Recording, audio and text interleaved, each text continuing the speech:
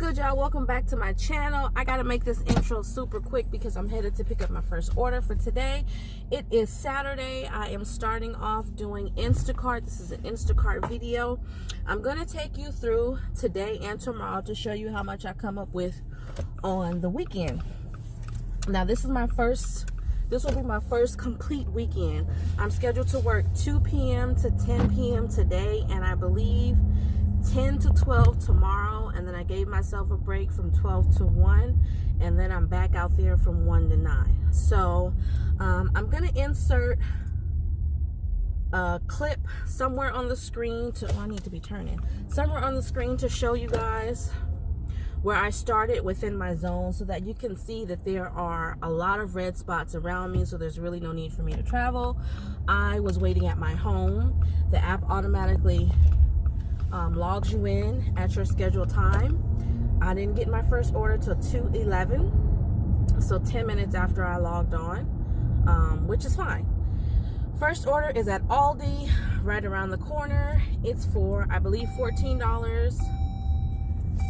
I have on no seatbelt because I'm rushing, but $14.37, $1, and I think 67 cents is from the tip from the customer. And I believe $2 of that, it says, is peak pay. So I'm also going to insert a clip of that somewhere on the screen so that you can see the breakdown of that batch. And yeah, I can't remember how many items it is, but it's not really a big order, so I should knock it out fairly quickly. I shouldn't have too many issues. I do remember seeing some produce items. I think they have 2 cases of 24-pack of water, but nothing too heavy. And I'm prepared today since it's at Aldi. I shopped at Aldi yesterday. I have my 25 cents in nickels, so I'm going to have to exchange that for 25-cent quarter, because you have to put a 25-cent deposit in to get use one of their shopping carts. So yeah, I am here. I'm gonna find myself a parking space and then go in there and get to my shop. Really focus. It's not focusing? Okay, whatever.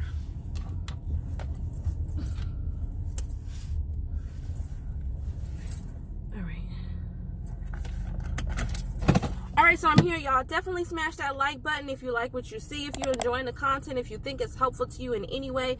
Smash that like button. Don't forget to like, share, and subscribe if you want to join the tribe, and stay tuned for more videos. So I'm going to go in here and start my order, and I'll be back to let you guys know how it went. Woo! Let me put my seatbelt on.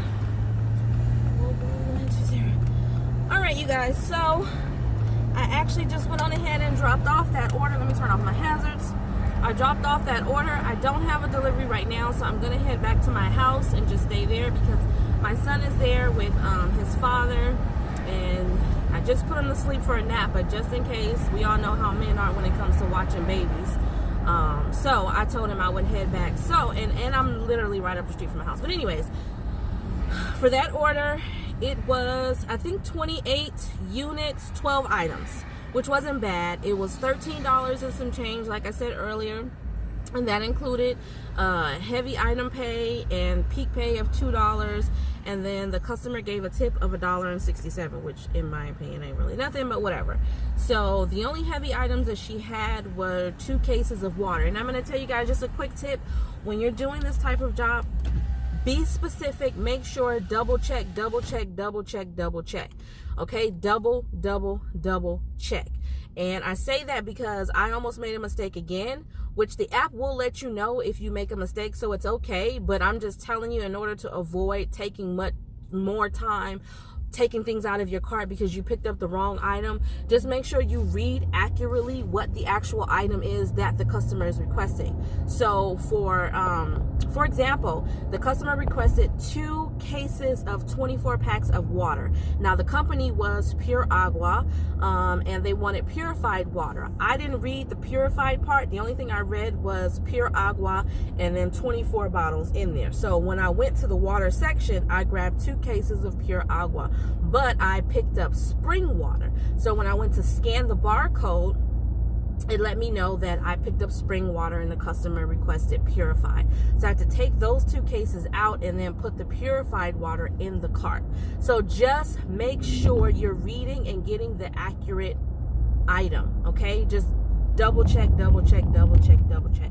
Another thing is that it didn't go through when I did put the correct item in. It wouldn't go through. It was weird. It said customer requested Pure Agua 24 pack purified water.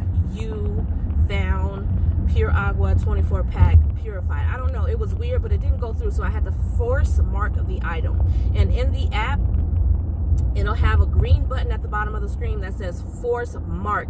If for some reason the item is not going through, but you know it's the correct item, you just want to hit force mark, take a picture of the item. You want to take a picture specifically, like in this case for the water, I took a picture of the top of the case of water so that they can see the name, the brand, so that they can see it was 24 bottles in the pack, and so that they can see it was purified water. So you want to take a clear photo. That's what you're going to use as proof that the app will send the customer, I believe, a picture, and then they have time to go in there and review it and say, okay, yeah, that's what I got and clear it, or no, that's not what I want. And at the end of your shop, it'll come up.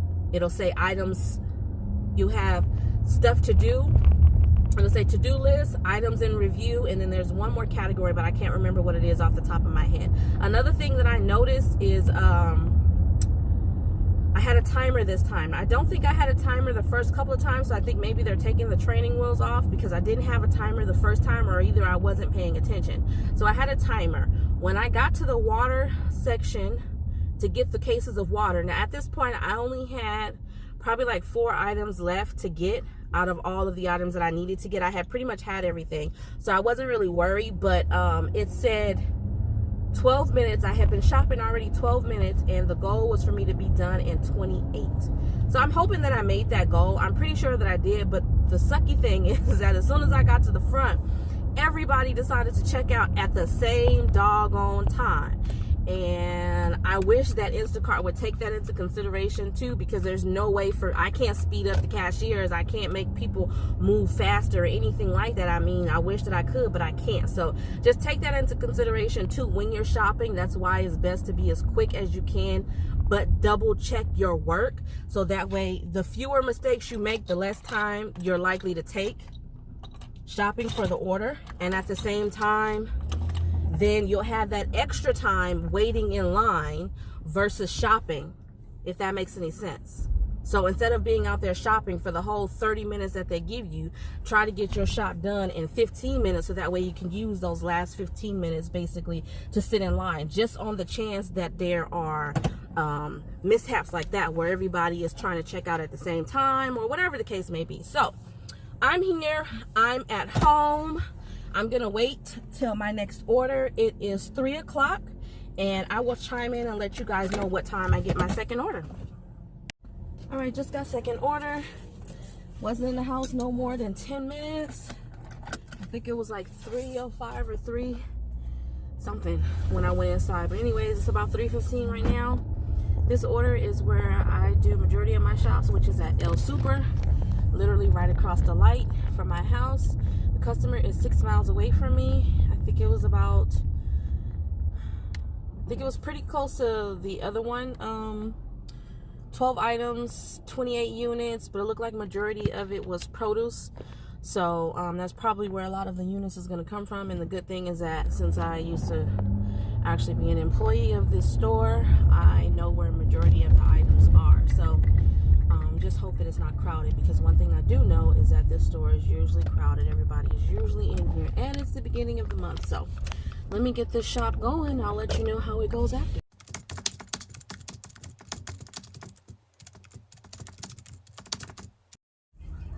All right, you guys, as you can see, it is Sunday. It is the next day. It is 1:41.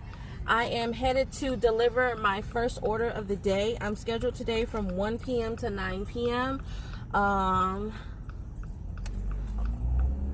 It took about 15 minutes before I received my first order. It was a small one, 9 items, 14 units. and it's actually at a grocery store that I shop at for myself, so I already knew the layout of the store, which made it very easy. However, there were some things that I'm not used to purchasing, so I didn't know where they were.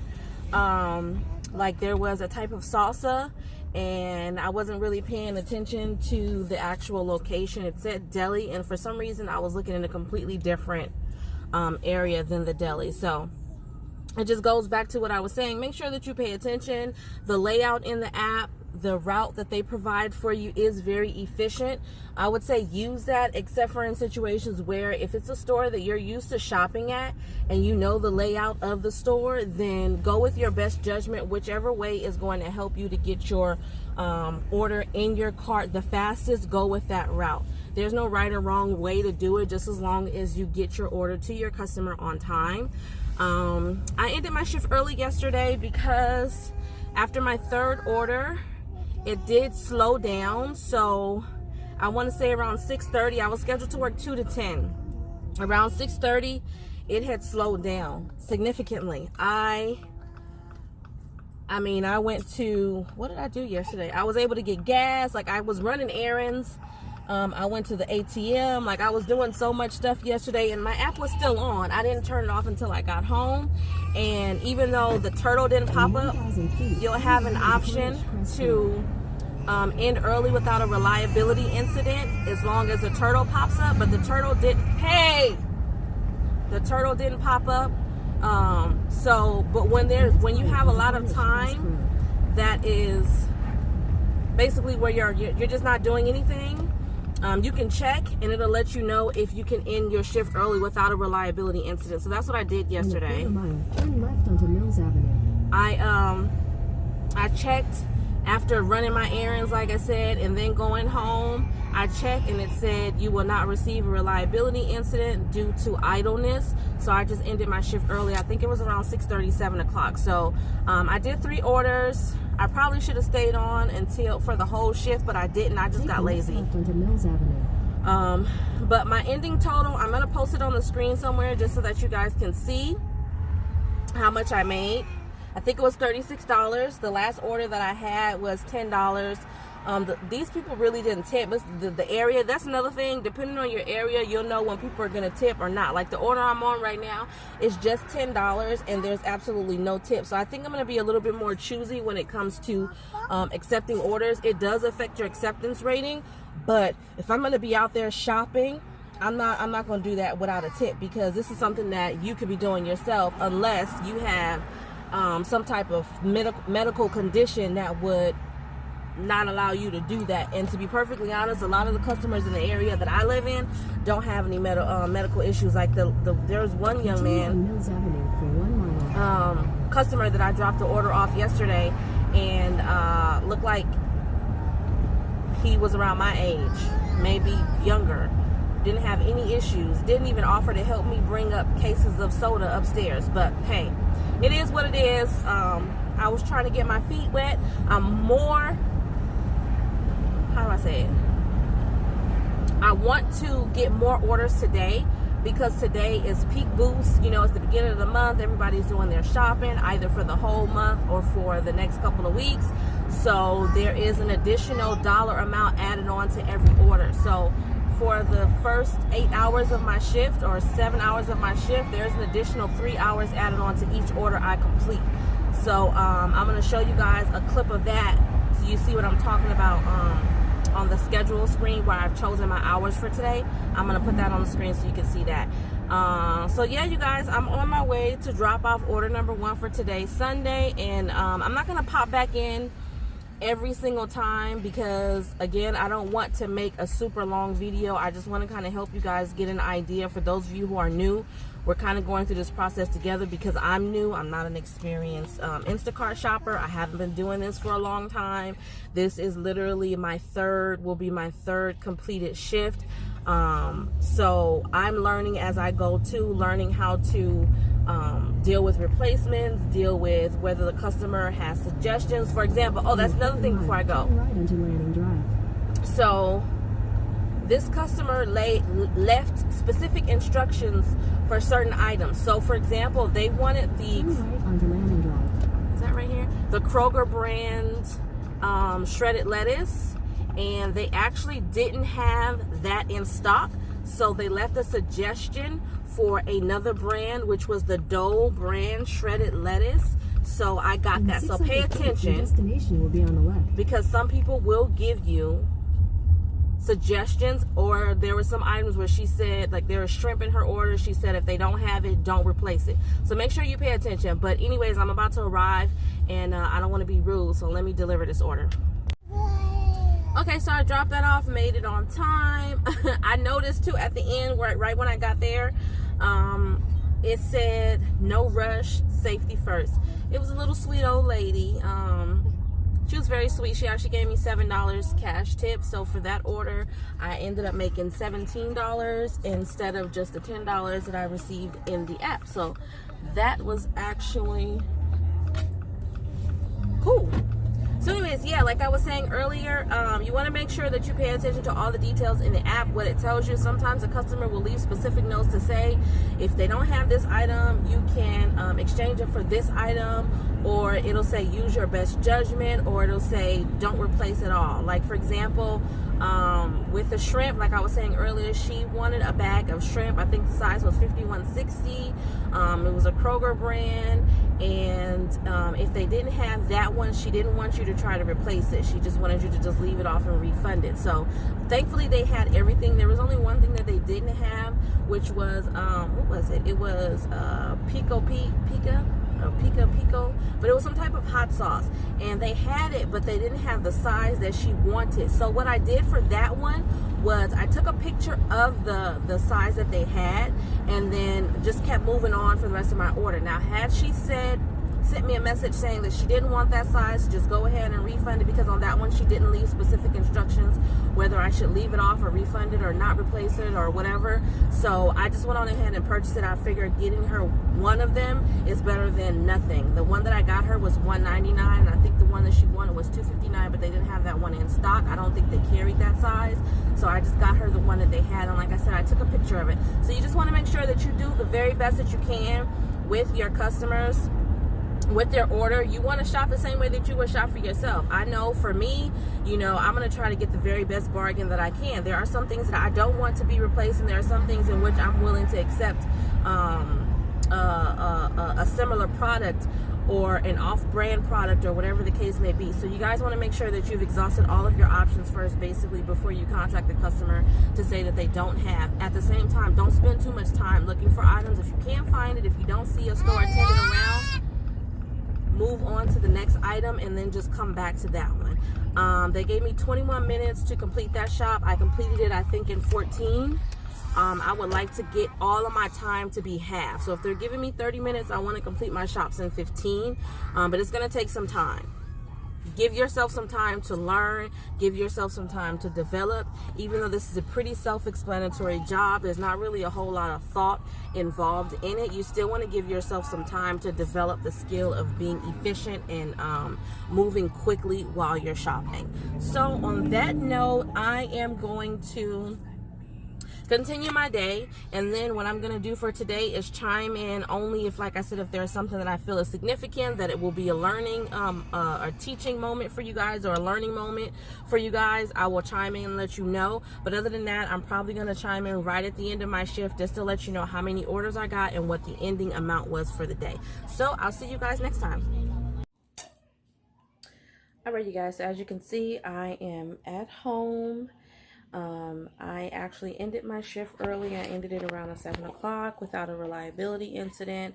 I only ended up with 3 orders today, which I'm a little bit disappointed about that, because for me to have worked at least from 1 to 7 and only got 3 orders, and they were all around the same size. The last order ended up being $10 plus the peak boost, which was $3 or $13.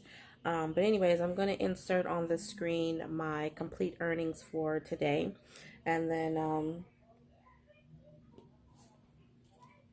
sorry, I was distracted by my son here.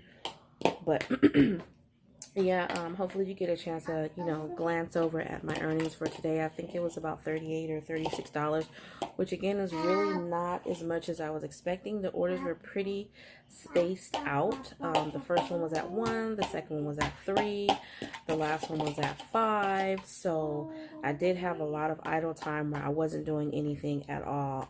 So you definitely want to take all of that into consideration.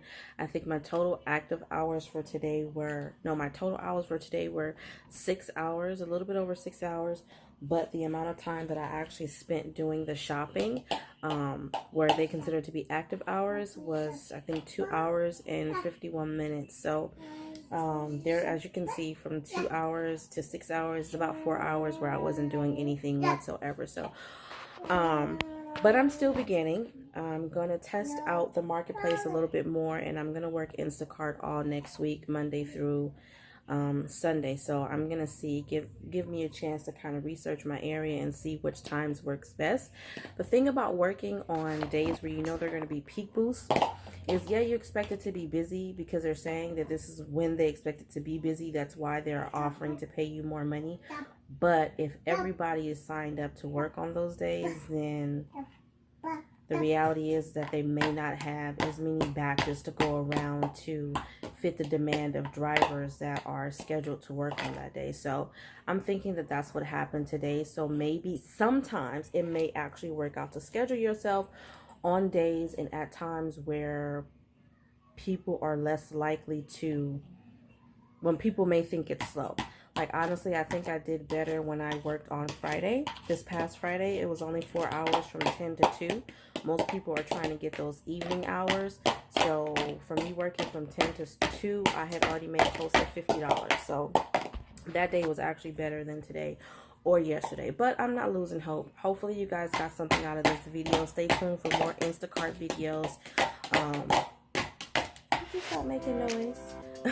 Stay tuned for more Instacart videos. Definitely make sure you smash that like button, and as always, share and subscribe, and I'll catch you in the next video.